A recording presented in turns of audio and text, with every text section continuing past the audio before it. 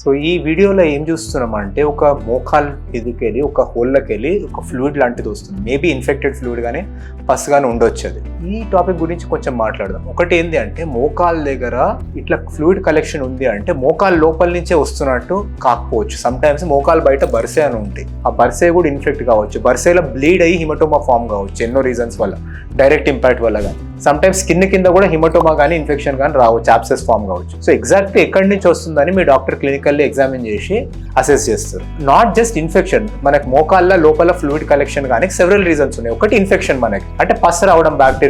One more thing ఏంటి అంటే లోపల బ్లీడ్ అవ్వచ్చు. సో బ్లీడ్ ఎందుకు అయితే దెబ్బ తాకి మనకి లోపల కార్టిలేజ్ దెబ్బతిన్నా, ఫ్రాక్చర్ అయినా, లిగమెంట్ టేర్ అయినా బ్లీడ్ అవుతుంది joint. So bleeding is one of the reason. Some times వేరే మెడికల్ ఇష్యూస్ ఉంటాయి, లైక్ యూరిక్ యాసిడ్ ఎలివేట్ అయ్యి మనకు ఒక గౌట్ అనే రియాక్షన్ ఇస్తుంది అది. సో దానివల్ల కూడా నీ స్వెల్ అయ్యి ఇది రావచ్చు. సమ్ టైమ్స్ కీళ్ళవాతం ఉంటుంది, రుమటాయిడ్ ఆర్థరైటిస్, ఇటువంటి వాటిల్లో కూడా రావచ్చు. సో ఎగ్జాక్ట్లీ ఏం ఫ్లూయిడ్ ఉంది అనేది మీకు ఆ నీ జాయింట్లోకి వెళ్ళి కానీ లేదంటే ఆ బర్సాలకి వెళ్ళి కానీ ఆస్పిరేషన్ అంటారు, అంటే నీడిల్ పెట్టి తీస్తే కానీ చూడంగానే కూడా చాలా మటుకు అర్థమవుతుంది అది బ్లడ్ పస్ అని. ఎన్నోసార్లు దాన్ని ఫ్లూయిడ్ ని ల్యాబ్కి పంపిస్తారు టెస్టింగ్ కి, సైనోవియల్ ఫ్లూయిడ్ అనాలిసిస్ అంటారు. దాంట్లో ఎగ్జాక్ట్లీ డయాగ్నోసిస్ తెలుస్తుంది మనకి. సో నీ జాయింట్ లోపల ఇన్ఫెక్షన్ అయ్యిందంటే దాన్ని సెప్టిక్ ఆర్థరైటిస్ అంటారు. బయట యూజువల్లీ అయ్యిందంటే ఆబ్సెసెస్ ఉంటాయి మనకి ఇవన్నీ. సో ఎటువంటి ఇన్ఫెక్షన్ ఉన్నాడు అంటే మనకి ఇన్ఫెక్షన్ ఉన్నట్టు కన్ఫర్మ్ అయింది, పస్ ఉంది అంటే మనకి ఎమర్జెన్సీగా సర్జరీ చేయాల్సి వస్తుంది, డ్రైన్ చేయాల్సి వస్తుంది, అయితే ఓపెన్ కానీ త్రూ ఆర్థ్రోస్కోపిక్ కానీ. ఇక్కడ పస్ ఉంది అంటే దానివల్ల మనకి యూజువల్లీ ఒక సెప్సిస్ కి సోర్స్ అది. సెకండ్ థింగ్ దాంతో ఫాస్ట్ కార్టిలేజ్ చనిపోతుంది అండ్ అన్బెరబుల్ పెయిన్ ఉంటుంది. సో ఎటువంటిది లోపల కలెక్షన్ ఉందో దాన్ని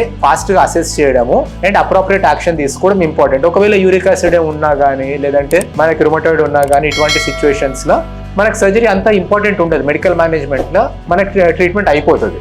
థ్యాంక్ యూ.